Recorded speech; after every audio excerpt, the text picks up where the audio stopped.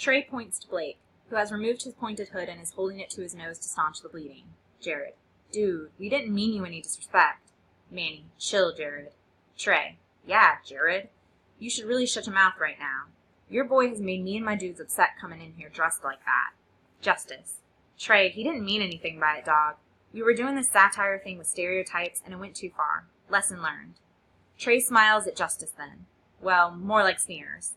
It makes Just feel like cockroaches are walking all over him. You ain't changed a bit, Justice. Still Mr. Smarty Pants, Trey says, and then one of the others pipes up. Y'all know he goes to that rich-ass white school out in Oak Ridge now. It's called Braselton Prep, Jared corrects.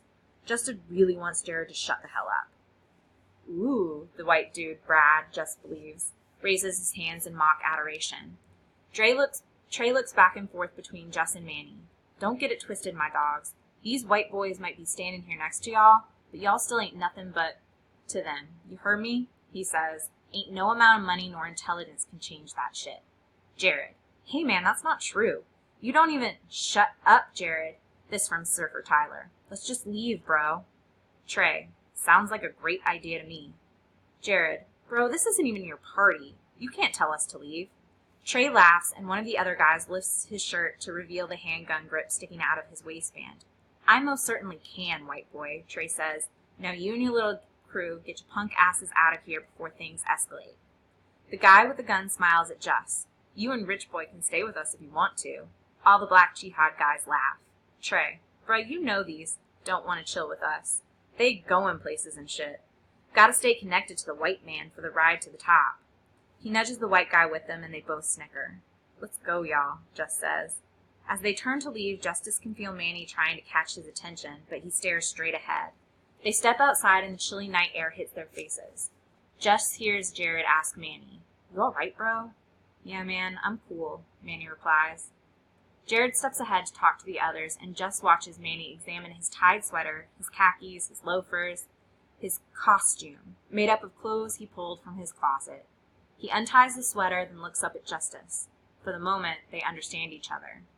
Justice takes the fitted cap from his head and the fake chain from his neck. Happy Halloween, motherfuckers, Trey calls out behind them. November 1st. Dear Martin, it's 2 a.m. and I just got off the phone with SJ, which is crazy.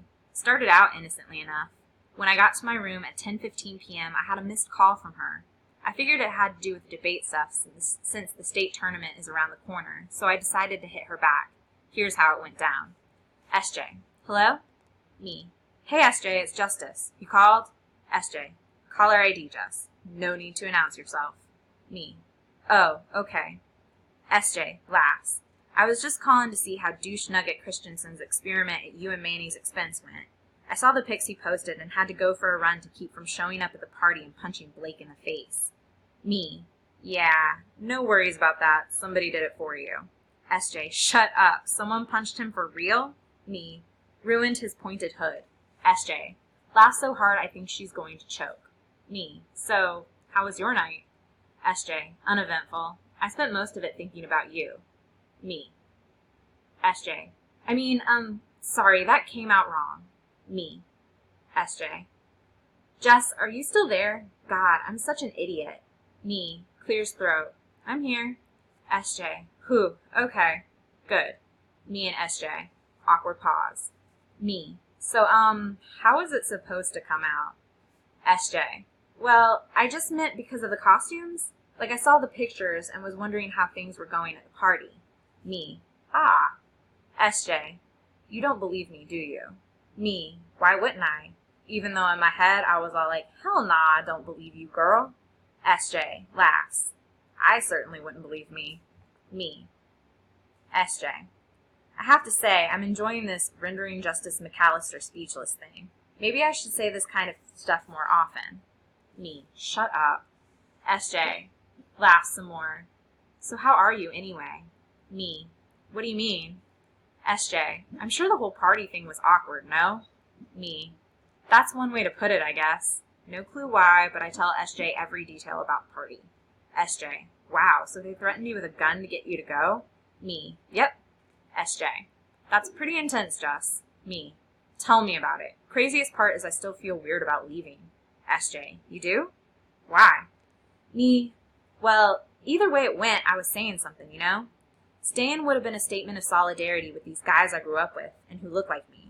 Leaving was a different statement, and the fact that I chose to do it with a white guy who was dressed as a Klansman, well, SJ, I see what you mean. Me, yeah.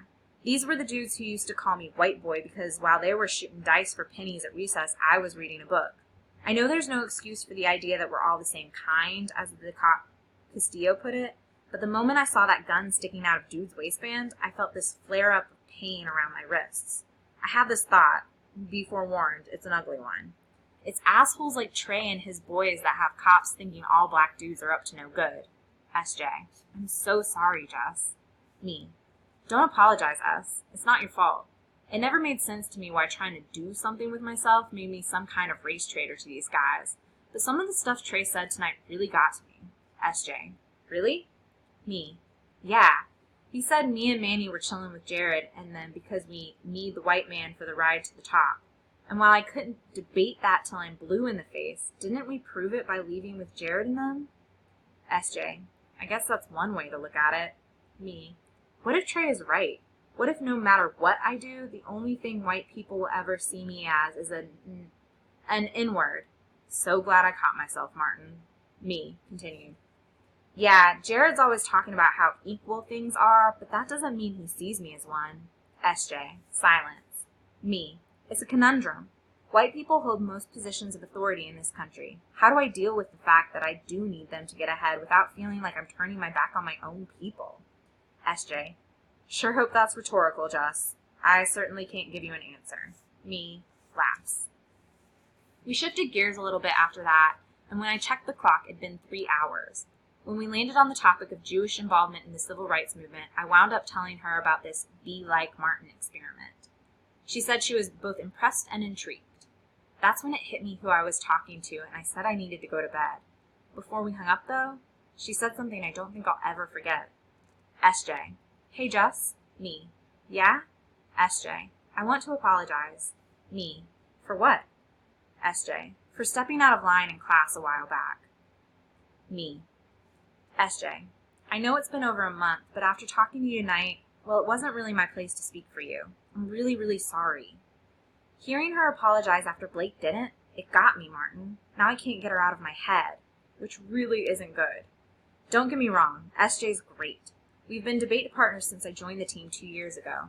Only person at the school who knows more about me than she does is Manny. Yes, she's gorgeous for a white girl. She's tall with long brown hair, and while not a big booty bae, the lacrosse body is tight. Yes, she's smart and funny and easy to talk to and kind of feisty, which now that I'm seeing her in this new light is kind of a turn on. But Martin, I can't fall for SJ. My whole life Mom has told me, don't you bring home a white girl. We're talking about a woman who low-key disses Mello for looking white. Can you imagine what kind of reaction I'd get if it were SJ? Mello and I broke up again, by the way.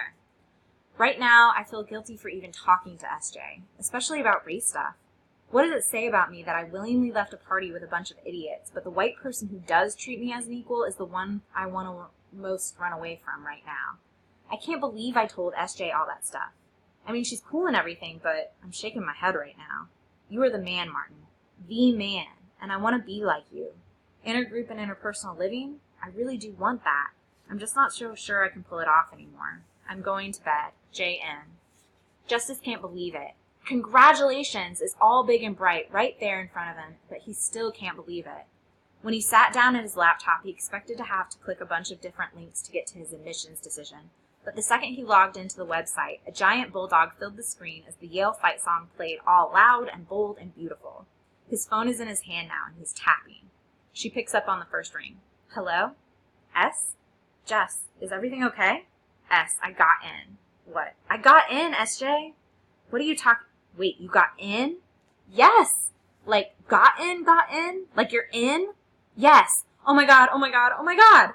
Justice reads the computer screen again, and it really hits him. S, your boy is a Yalie! Holy shit, Jess. Holy shit!